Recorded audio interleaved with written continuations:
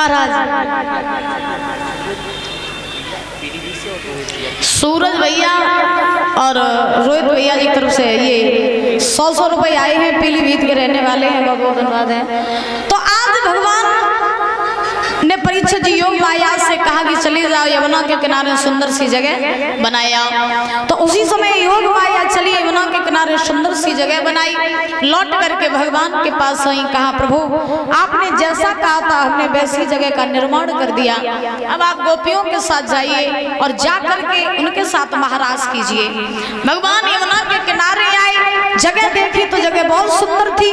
भगवान ने बंसी बजाई, बंसी की धुन जब गोपियों ने सुनी सुध बुध भूल गई, उल्टे सीधे श्रृंगार किए, उल्टे सीधे वस्त्र पहन करके। और परीक्षित जी ये सब गोपियां भागी और कहां भागी? भगवान के पास यमुना के किनारे। आधी रात का समय सबको छोड़ छाड़ के गोपियां आज भगवान के पास पहुंच गई। जैसे ही पहुंची गोपियों ने कहा कि मेरे साथ छल करो, मेरे साथ महाराज करो। तो उसी समय भगवान जो है गोपियों के साथ में महाराज करने लगे। व्यास नंदन श्री सुखदेव जी महाराज समझा रहे हैं कि राजन परीक्षित जितनी गोपियां भगवान ने उतने ही रूप बना लिए और हर एक गोपी के पास खड़े होकर के भगवान महाराज करने लगे। आकाश से सारी देवियां महाराज देखने के लिए चली। कैलाश पर्वत पर पार्वती बैठी रहे भोले बाबा के संग। तो पार्वती जो रहे वो भी तैयार होकर के महाराज देखने के लिए चली। भोले बाबा ने पूछा कहाँ जा रही हो? पार्वती ने कहा महाराज देखने। भोले बाबा बोले कहाँ? बोले वृंदावन में यमुना के किनारे भगवान कन्हैया गोपियों के साथ महाराज कर रही है। भोले बाबा बोले मैं भी चलूंगा। पार्वती बोली वहां पर पुरुष नहीं जाते, स्त्रियां ही जाती हैं, जेंट्स अलाउ नहीं है, तुम नहीं जा सकते हो। भोले बाबा बोले नहीं नहीं मैं चलूंगा, कुछ भी हो जाए महाराज नहीं छोड़ेंगे। कहा क्या छोड़ेंगे ना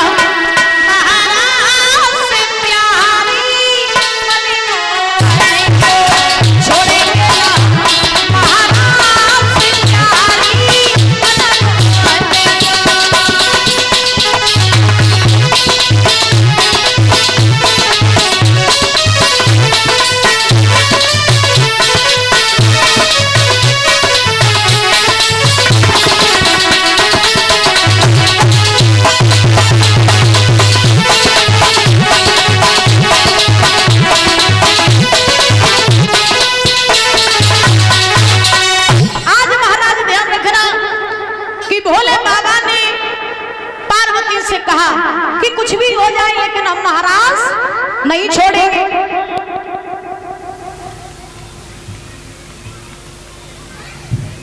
और जब कहा कि महाराज नहीं छोड़ेंगे तो भोले बाबा ने कहा पार्वती मुझे अपने साथ ले चलो।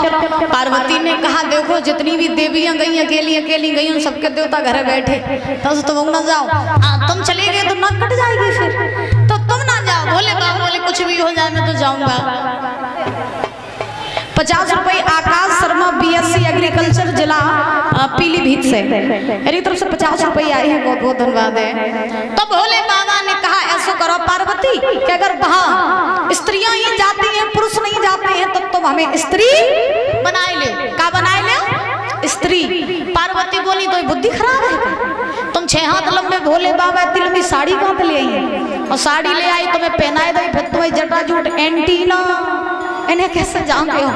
बोले वो तुम्हारे हाथ में, कैसे भी करो लेकिन मुझे ले चलो। सुधांशु यादव सीतापुर से इनकी तरफ से 100 रुपए आए हैं, बहुत बहुत धन्यवाद है। भोले बाबा नहीं माने तो पार्वती साड़ी ले आई और भोले बाबा को साड़ी पहनाई गई। और जब साड़ी पहनाई तो भोले बाबा को लंबो घूंघट मार दो। अब महाराज जब लंबो घूंघट मारो तो भोले बाबा ऐसे लग रहे जैसे रोने गोने में बहू नहीं याद करे ऐसे। हाँ एकदम महाराज लचकीली सी बहुरिया लग रहे भोले बाबा। महाराज चले हैं और नजारा क्या है? एक दिन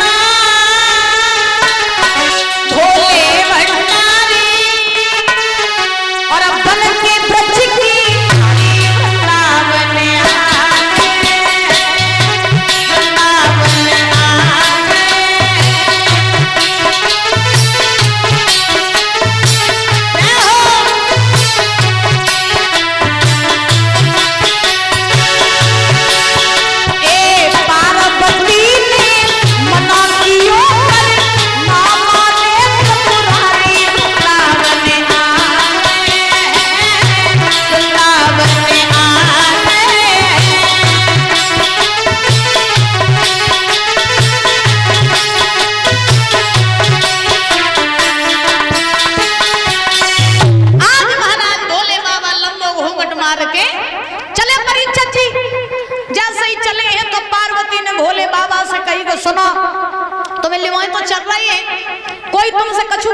कोई तो बोलियो ना, बोलिए तो फिर पोल पट्टी खुल जाइए।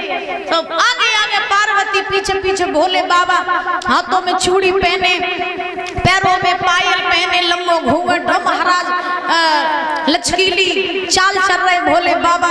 चलते चलते पहुंचे महाराज बीच में, यमुना किनारे जैसे ही पहुंचे तो मेन गेट रहे भीतर घुसवे काजी परीक्षित जी। तो बाप है तो लड़कियां पहरेदारी कर रही थी, चेकिंग लगाई थी कि देखे भीतर कोई जेंट्स तो नहीं जा रहा।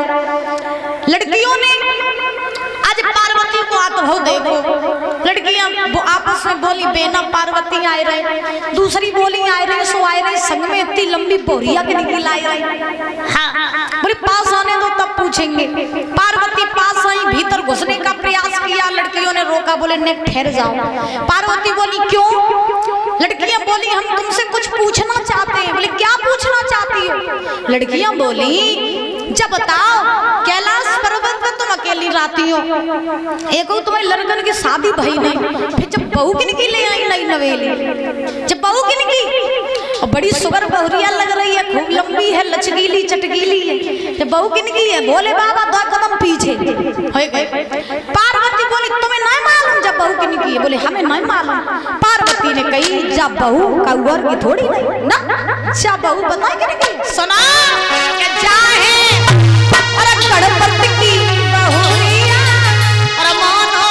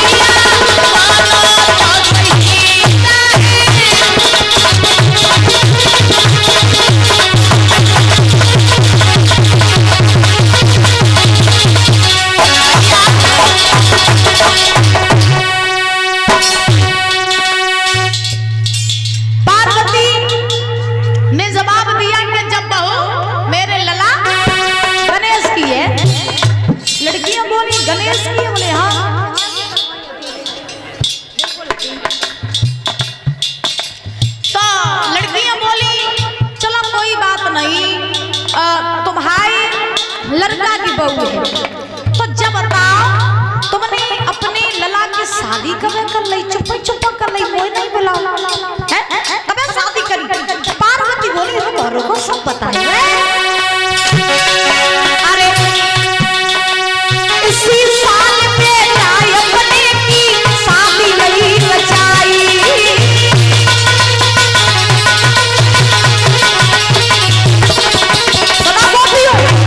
ज्यादा दिन नहीं लगा की शादी हुई, अब शादी करी जई साल।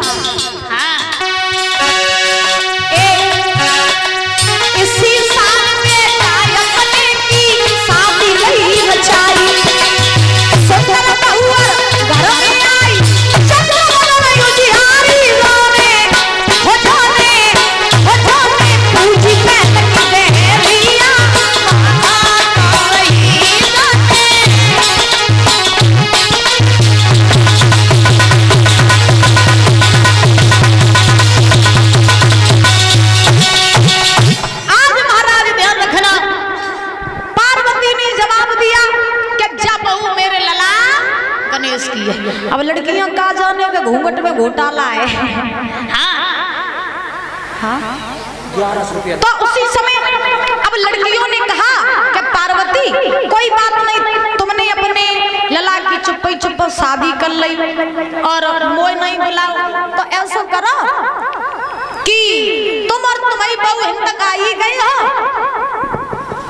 तो नेक अपनी बहू को मुंह तो दिखाई दे, अपनी बहू की मुंह दिखाई तो कराई दे। अब जो मुंह दिखाई की बात आई सो भोले बाबा पर ये चक्कर में भोले बाबा सोचने लगे कम ऐसा ना हो कि घूंघट खुल जाए, अब घूंघट खुलियो तो सब पोल पट्टी खुल जाए। तो अब घूंघट कस के भोले बाबा पकड़े महाराज, 2 कदम और बढ़िए पीछे, और पीछे जैसे बढ़िए तो उसी समय अब लड़कियों ने कहा कि अपनी बहू को मुंह दिखाओ। पार्वती बोली अच्छा फ्री के चक्कर में हो तो क्या बहू को मुंह दिखाए ले तो कोई करना लगे कैलाश पर्वत पे आइयो मौत दिखियो और अपने काम दिखियो जाएगी है ना फ्री में बहू कम ना दिखाई लड़कियां बोली बेना हिंदाल गले नहीं मुझे लगत पार्वती की बहू जाना कहूँ तो हुर की परी आई बे कहा जाने घूंघट में तो परा छपे बेटे। हाँ तब महाराज अब लड़कियों ने कहा ठीक है कोई बात नहीं जाओ तुम भीतर जाओ।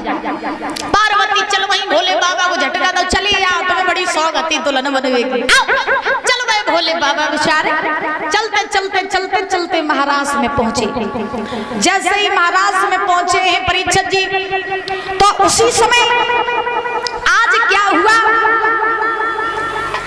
कि भगवान कन्हैया जो है वो गोपियों के साथ महाराज कर रहे हैं। भोले बाबा जो है वो लंबो घूंघट मारे पार्वती जो रहे में तो महाराज देखने लगी लेकिन परीक्षित जी भोले बाबा जो है वे घूंघट की वजह से महाराज नहीं देख पा रहे हैं और जब नहीं देख पा रहे हैं तो नेक घूंघट उचका तो पार्वती कह देती नीचे कर लियो काहे ना कटाई तो किया फिर नीचे कर ले।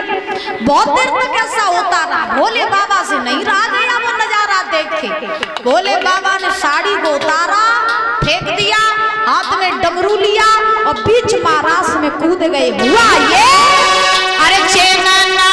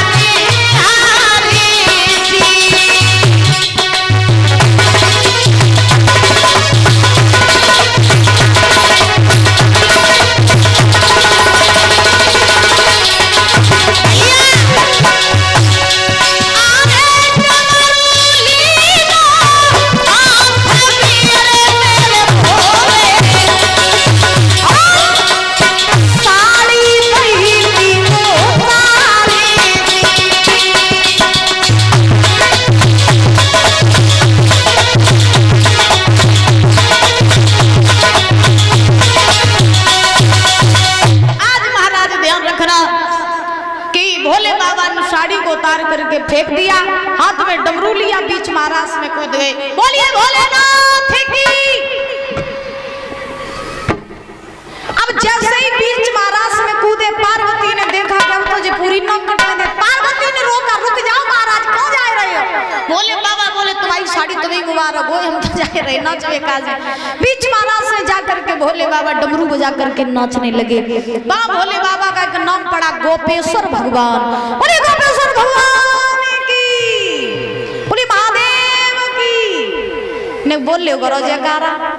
हाँ तो व्यास नंदन श्री सुखदेव जी महाराज समझा रहे हैं राजन परीक्षित भगवान ने बड़े हर्षोल्लास के साथ गोपियों के साथ महाराज किया। महाराज लगातार 6 महीने तक चला। फिर चलने के बाद में भगवान ने गोपियों को पुनः वृंदावन में भेजा है। सभी लोग बड़े आनंद से अपना जीवन यापन करने लगे। धीरे धीरे समय बीता इधर कंस के चिंताएं बढ़ने लगी। कंस ने अपने यहाँ पर धनुष्य रचवाने की सोचा तो कंस ने धनुष्य रचवाया। एक पत्र लिखा नंद के लिए।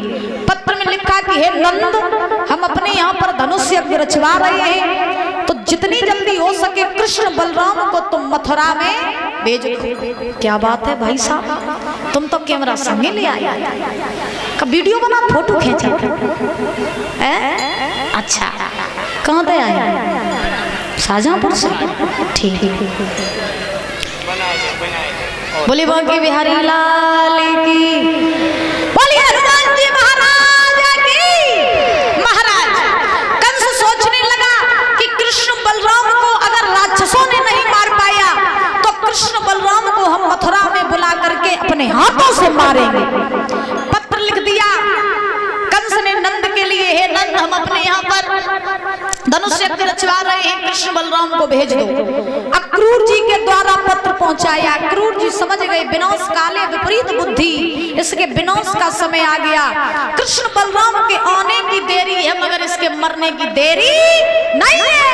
अक्रूर जी चले वृंदावन में पहुंचे, मैया यशोदा बाबा नंद से कहा मैं कृष्ण बलराम को लेने आया हूं, तो कृष्ण बलराम को मेरे साथ भेज दो।